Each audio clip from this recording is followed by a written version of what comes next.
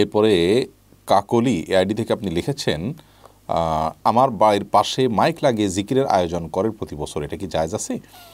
বোন কাকলি, জিকিরের জন্য মাইক লাগিয়ে আয়োজন করা এটা ইসলামের দৃষ্টিকোণ থেকে কোনো প্রশংসনীয় বিষয় নয়, বরং এটা অনুচিত কাজ। কারণ প্রথমত জিকির এমন কাজ যে কাজের জন্য সমবেত হওয়া, লোকজন ডেকে একত্রিত হওয়া এবং একত্রিত হয়ে সেটা আপনার উচ্চস্বরে দলবদ্ধভাবে করার কোনো নির্দেশ কোন হাদিসে আসেনি।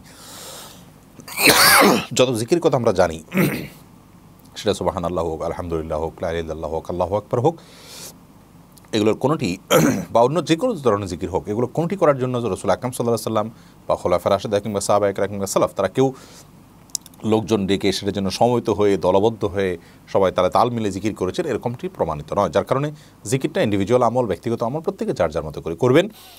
আর মাইক লাগিয়ে গোটা এলাকার মানুষকে জিকির করার তো কোনো কারণ থাকতেই পারে না। এক ব্যক্তি নবী করিম সাল্লাল্লাহু আলাইহি ওয়াসাল্লামের মসজিদে নববীতে উচ্চস্বরে কোরআন তেলাওয়াত করছিলেন, অন্য আশপাশের লোকজন ছিলেন, তিনি তাকে ডেকে বললেন যে তুমি যার সাথে কথা বলছো, কোরআন তেলাওয়াত করছো, সে যাকে শোনাতে চাচ্ছ কোরআন তেলাওয়াত, আল্লাহ তাআলা শুনেন সব কিছু, মনের ভাষাও তিনি জানতে পারেন, তাহলে তুমি কেন উচ্চস্বরে কোরআন তেলাওয়াত করছো?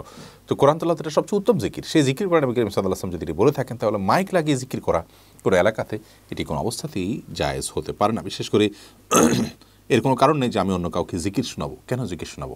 দিনই কথা বলছি, সেটি একটি যুক্তির বিষয়, তাকে বোঝানোর চেষ্টা করছি, দাওয়া দিচ্ছি। জিকির তো আমি করছি সওয়াবের জন্য, আমার আল্লাহকে জানানোর জন্য, সেটা তো হয়ে যাচ্ছে। অতএব মাইক লাগিয়ে জিকির করার কোনো কারণ থাকতে পারে না।